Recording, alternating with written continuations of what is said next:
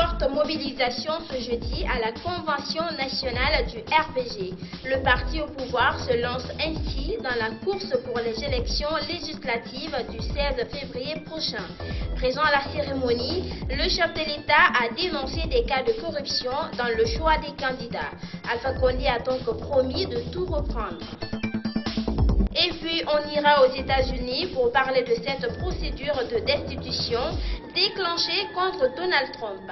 Les détails, c'est dans la page internationale. Mesdames et messieurs, bonsoir et merci d'être avec nous pour ce journal.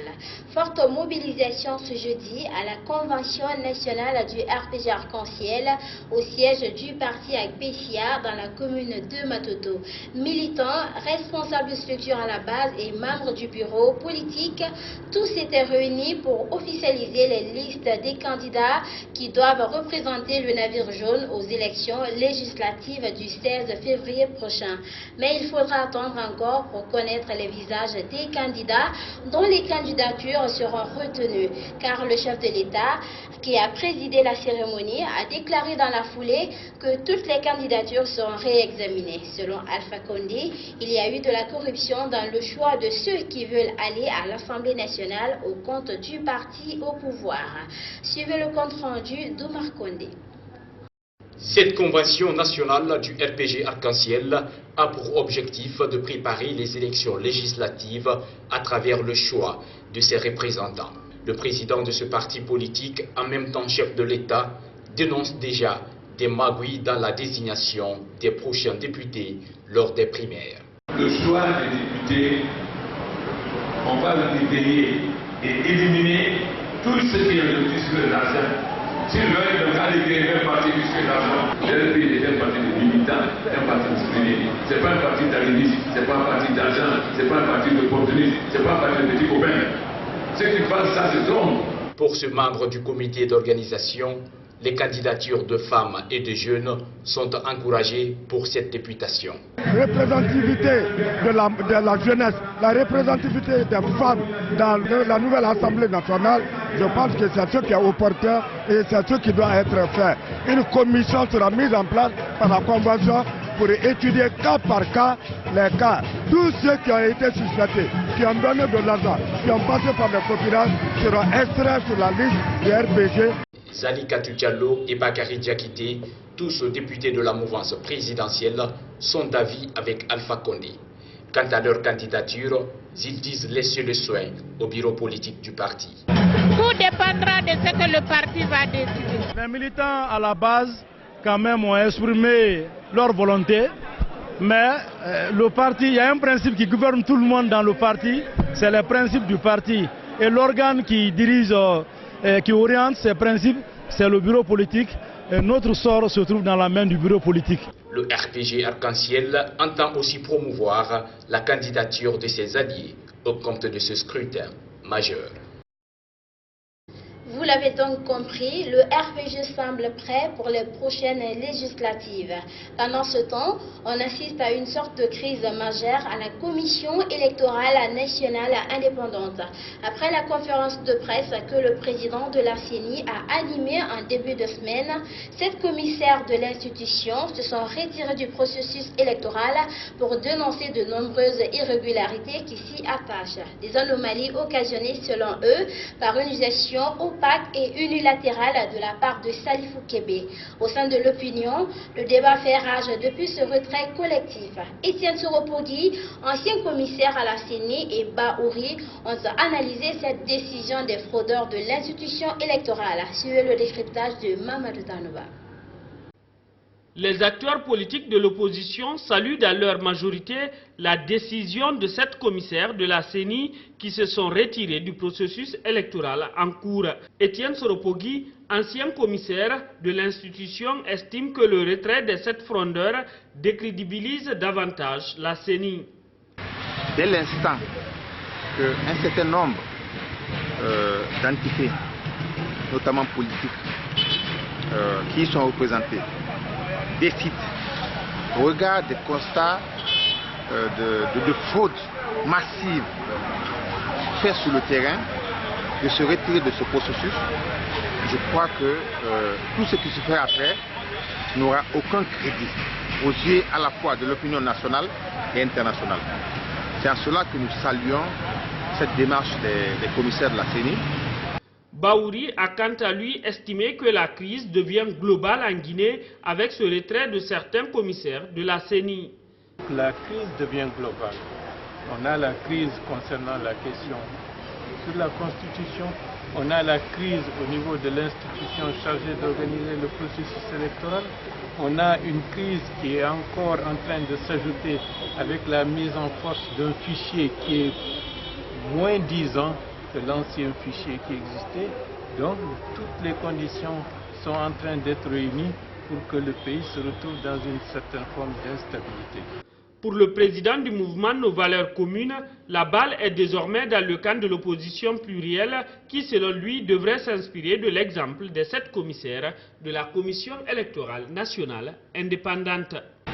La balle est désormais dans le camp de l'opposition plurielle. Elle doit, à mon avis, et le plus vite serait le mieux, emboîter le pas à ces commissaires pour que nous aussi, nous ne soyons pas complices de ce qui est attendu derrière ces élections. Parce qu'en réalité, ce n'est pas des élections que les gens veulent organiser. Ousmane Gawal Diallo est l'invité de l'émission Café Débat de ce jeudi. Connu pour ses sorties médiatiques, souvent polémiques, ce député de l'UFDG a été interrogé sur des propos qu'il a tenus récemment en France à l'endroit du chef de l'État. Lors d'un rassemblement du FNDC Paris, Gawal avait déclaré qu'il n'est pas interdit de tuer un président de la République. En quoi il est normal de tuer un président? Sinon, qu'est-ce qu'il a voulu dire dans cette déclaration? Suivez sa réponse. Sur le contenu du discours, je pense que malheureusement dans notre pays, ce sont les gens les moins éduqués qui commentent les discours les plus élaborés. Et du coup, ça donne un biais dans la compréhension populaire parce que chacun de nous se met à le répéter sans forcément aller en substance. Dans le langage courant, un homme politique a plusieurs palettes de styles d'expression pour parler, s'adresser à l'élite, s'adresser à la population basique, s'adresser à la classe intermédiaire éduquée. Alors, un de ces styles les plus couramment utilisés dans ma palette d'usage, c'est ce qu'on appelle la métaphore dans l'expression française ou le sarcasme qui est volontairement provocateur parce qu'il met le doigt dans ce qui ne va pas. Alors, effectivement, nous avons une manière très littérale de juger les expressions des gens et puis en confondant et puis aggravé, si vous voulez, dans notre conscience par le contexte dans lequel nous vivons. En disant, il n'est pas interdit de tuer des présidents, je n'ai même pas employé un président. Pour un Français qui entend un discours comme ça, parce que c'est dit en France, il se dit, ben attendez, mais ce monsieur, c'est pas normal. Les lois interdisent de tuer même les animaux, donc c'est interdit. Vous savez, le discours là ne fait pas mouche. Ça ne dérange aucune conscience. Vous direz ça au Sénégal, où ils n'ont pas la tradition de la violence politique, ils vont vous dire, ce type, il a perdu la tête. Mais vous dites ça dans un pays où l'État est inexistant, où la violence est quasi quotidienne, oui, les gens imaginent tout de suite que tu indexes un individu et que c'est grave. C'est-à-dire que chaque individu, et c'est là le poids de la métaphore française, c'est-à-dire chacun a une possibilité de l'interpréter en fonction de son contexte, de là où il vit, de sa situation. Pour ce qui me concerne, je n'ai jamais appelé à tuer qui que ce soit. Du président encore moins Alpha Condé. Encore moins le chef de l'État. Je ne partage pas beaucoup de valeurs avec lui parce que les valeurs de la République, il les piétine et je veux les faire debout. Je veux les relever. Lui, il les piétine. Et donc, nous ne partageons pas beaucoup. Mais je n'ai pas en cela la possibilité de demander à qui que ce soit d'ôter ses vies. Alors, point de vue métaphore, discours politique, vous avez, comme vous l'avez dit, les discours politiques sont grosses. Des implicites, des non-dits. Alors, qu'est-ce que vous vouliez dire par cela? Je voulais dire simplement, et d'ailleurs dans l'expression, c'est de dire, comme il n'est pas interdit de tuer des citoyens en Guinée, en rappelant qu'il y a quand même 129 morts pour lesquels il n'y a pas eu une seule enquête judiciaire. Donc, il n'est pas interdit de tuer. Parce qu'on tue, et puis le lendemain, on passe ça en perte et profit, et personne ne sait même. S'il n'est pas interdit de tuer des trucs, il n'est pas interdit de tuer quelque responsable que ce soit. C'est-à-dire que l'image que je voulais que les gens comprennent, c'est cette impunité qui est garantie quasiment à tous ces bourreaux qui sont en train d'endeuiller les familles guinéennes. C'était ça la substance du discours. Mais comment présenter ça sans être dans la dramaturgie? Il faut bien que ce soit quelque chose qui projettent une image. Bien. Mais bien entendu, ceux qui sont les tenants de la propagande publique ici, ils occultent cet aspect-là. Alors que c'est sur cet aspect que je mets la lumière. Les assassinats des acteurs politiques de notre pays, des militants, des sympathisants, et qui restent, l'État reste indifférent. Bien. Voilà le cœur de mon discours. Mais malheureusement, pour masquer cela, parce que ça dérange les tenants de l'établissement guinéen, ils préfèrent mettre l'accent parce qu'il y a le mot président. Ils mettent là, ils oublient les assassinats de citoyens. Quand je dis qu'il n'est pas interdit de tuer des enfants en Guinée, vous savez bien que c'est interdit. Mais ça ne les réveille pas. Mais quand tu dis qu'il n'est pas interdit de tuer des présidents, hop là, leur lumière s'allume. Voilà la malhonnêteté intellectuelle. Alors, particulièrement, je ne parlais pas du chef d'État dans le cœur de mon problème, mais je voulais que les Guinéens se rappellent et que la France, à laquelle je m'adressais, prenne conscience tout à coup que c'est grave si dans un pays africain qui reçoit une assistance financière du budget français, qu'on tue des enfants sans que l'État ne bouge, dans un État qui a quand même aboli la peine de mort. Bien. Sous cette gouvernance. Voilà le...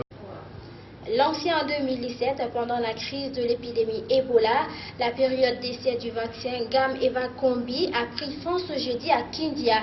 Durant 2 ans, 2000 volontaires ont été vaccinés. Le vaccin Gam-Eva-Combi vise à prévenir les maladies à potentiel épidémique. C'est le centre de recherche en épidémiologie, microbiologie et des soins médicaux de Kindia qui a abrité la cérémonie qui marque la fin de cet essai vaccinal. Le ballet nous revient de la ville des agrumes. Suivi. 2 ans depuis son lancement, l'essai vaccinal russe Gam-Eva-Combi tire à sa fin.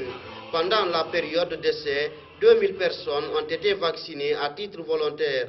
À partir de ce moment, il restera donc l'homologation du médicament de lutte contre les potentielles maladies épidémiques. Une ambition que les autorités guinéennes et russes espèrent voir réalisée dans les prochains jours.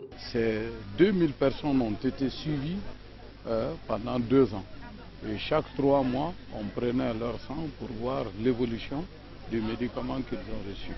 Donc aujourd'hui, selon les résultats préliminaires, ce vaccin peut conférer une très bonne immunité pour que nos gens puissent, tous ceux qui vont recevoir ça dans l'avenir, puissent résister au virus, à la maladie, au virus Ebola. La préfecture de Kindia se réjouit très sincèrement de la fin de ce projet dont la cérémonie se célèbre aujourd'hui. L'occasion est opportune pour moi d'exprimer la sincère gratitude des populations de Kindia. Mieux vaut prévenir que guérir, c'est la philosophie de cette coopération médicale Guinée-Russie. L'expérience de la maladie à virus Ebola qui a frappé la Guinée a amené les autorités de 2 pays à prendre garde dans ce sens. Comme mes collègues ont déjà rapporté, le vaccin a affiché une grande efficacité et l'absence quasi totale d'effets indésirables. Aussi, un des principaux avantages du vaccin russe réside-t-il dans son mode de conservation moins contraignant. Le chef de la représentation de Russal en Guinée prend l'engagement de toujours être aux côtés de la Guinée pour la santé de ses populations. Je tiens à vous assurer que la société Russal poursuivra sa contribution possible au développement et au renforcement du système de la santé guinéen. Nous avons toujours soutenu et nous continuerons de soutenir les initiatives des dirigeants politiques russes visant à améliorer la qualité de vie des citoyens guinéens, en particulier dans le domaine aussi important qui est la santé publique. La cérémonie qui marque la fin de l'essai vaccinal russe Gam-Eva-Combi a eu lieu au Centre de recherche en épidémiologie, microbiologie et soins médicaux de Kindia. Au Gabon, après 14 mois de congé diplomatique pour cause de maladie, le président Ali Bongo signe son retour sur la scène internationale. Hier, mercredi, il a présidé un sommet de la communauté économique des États de l'Afrique centrale. Suivez. Il se déplace à l'aide d'une canne, mais a le sourire aux lèvres. Le chef de l'État gabonais a fait mercredi son grand retour sur la scène internationale après 14 mois d'absence. À Libreville, il préside le sommet de la Communauté économique des États d'Afrique centrale, une organisation qui vise à instaurer un marché commun. Son discours va durer 4 minutes environ. Ce sommet est centré autour de l'adoption des documents fondamentaux de la réforme institutionnelle devant permettre à notre communauté de s'adapter aux défis de l'heure et de renforcer son rôle en tant que pilier de l'Union africaine. C'est son premier discours en direct depuis un accident vasculaire cérébral en octobre 2018, un AVC qui l'a laissé absent de longs mois. Durant sa convalescence au Maroc puis au Gabon, l'homme au pouvoir depuis 10 ans a essuyé une tentative de coup d'État en début d'année. Une partie de l'opposition estime qu'il n'est plus en capacité de diriger le pays. Mais ces dernières semaines, Ali Bongo a multiplié les apparitions publiques, manifestement en meilleure forme que les mois précédents. Un retour devant les caméras qui coïncide avec le lancement d'une vaste opération anticorruption jusqu'au sommet de l'État. Son ancien directeur de cabinet, Brice Lacruche Alianga, a été inculpé la semaine dernière de détournement de fonds et incarcéré. Comme Ali Bongo le déclarait à ses partisans il y a peu de temps, lui est là et sera toujours là. Aux États-Unis, les démocrates ont allumé la machine de destitution contre Donald Trump. Le Congrès, contrôlé par l'opposition, a inculpé le président américain pour abus de pouvoir, notamment. C'est la suite de la très célèbre affaire ukrainienne. Le locataire de la Maison-Blanche qui a appris la mauvaise nouvelle en plein meeting de campagne s'est une nouvelle fois attaqué à Nancy Pelosi. Reportage. Une date qui restera donc dans les livres d'histoire et une journée aux deux visages omniprésents. D'abord celui de Nancy Pelosi, la chef des démocrates au Congrès. Pas d'applaudissements. Vote acquis. Les démocrates ont la majorité à la Chambre. C'est un grand jour pour la Constitution des États-Unis, mais triste pour l'Amérique, car les activités répréhensibles du président nous ont forcés à lancer la procédure de destitution. La Chambre est à majorité démocrate et c'est le Sénat dominé par les républicains qui aura le devoir d'instruire la destitution de Donald Trump, qui a appris le vote sans surprise en plein meeting électoral dans le Michigan. Avec son action lamentable aujourd'hui, la folle Nancy Pelosi a attiré sur elle une honte éternelle et le déshonneur. Nous allons restaurer la grandeur de l'Amérique. Même slogan, toujours en selle, mais tout de même étourdi. Le milliardaire sait que le Sénat fera bloc avec lui. Les sondages montrent une Amérique très divisée à propos du troisième président de l'histoire des États-Unis, ciblé par une procédure de destitution. Dans le système démocratique américain, cette procédure de destitution déclenchée contre Donald Trump s'appelle impeachment. Il est rarement mis en marche contre un président. Sur près de 50 chefs d'État qui se sont succédés à la tête du pays, selon 3 ont été visés par cette arme politique très redoutable. Le premier impeachment remonte à 1868. Suivez. Washington, Capitol Hill, c'est ici que siège le Congrès, Chambre et Sénat. C'est ici aussi que toutes les procédures de destitution ont eu lieu. La première d'entre elles date de 1868 à l'issue de la guerre de sécession. Elle concerne Andrew Johnson, un démocrate sudiste choisi par Abraham Lincoln comme vice-président pour recimenter la nation. Mais en avril 1865, Abraham Lincoln est assassiné et le nouveau président déçoit. Il a été très laxiste avec les États du Sud qui ont remis en place une politique. Alors ils n'ont plus remis en place l'esclavage, mais ils ont mis en place la ségrégation et qui a prévalu jusque dans les années 60. Andrew Johnson est mis en accusation mais innocenté de justesse par le Sénat. Plus d'un siècle plus tard, en 1974, Richard Nixon, républicain, doit faire face à son tour à l'impeachment à cause de l'affaire du Watergate, un bâtiment abritant une partie de l'état-major démocrate qu'il fait espionner. L'enquête lui est fatale, mais il devance le procès au Sénat. Sachant que Nixon lui-même allait être destitué, qu'elle irait jusqu'au bout, il a préféré éviter la honte d'être vraiment destitué et il a démissionné avant. En 1998, Bill Clinton a une aventure à la Maison-Blanche avec une stagiaire, Monica Lewinsky. Une enquête est ouverte et devant l'insistance du procureur, il est pris à mentir sous serment. Il doit présenter des excuses. Je veux dire à nouveau au peuple américain que je suis profondément désolé pour ce que j'ai dit et fait pour provoquer ces événements. Il a eu la mise en accusation, donc l'impeachment, mais il a été acquitté par le Sénat. Voilà, aucune destitution n'a réellement abouti par une condamnation réelle. On l'aura compris, si la procédure de destitution a tout l'air d'un jugement, elle est opérée par des hommes et des femmes politiques, qui votent donc en fonction du parti auquel ils appartiennent. Mesdames et messieurs, c'est la fin de cette édition d'information réalisée par toute l'équipe de Gangan TV. À tous, merci de l'avoir suivi et merci de votre fidélité. On se retrouve demain à la même heure sur Gangan TV.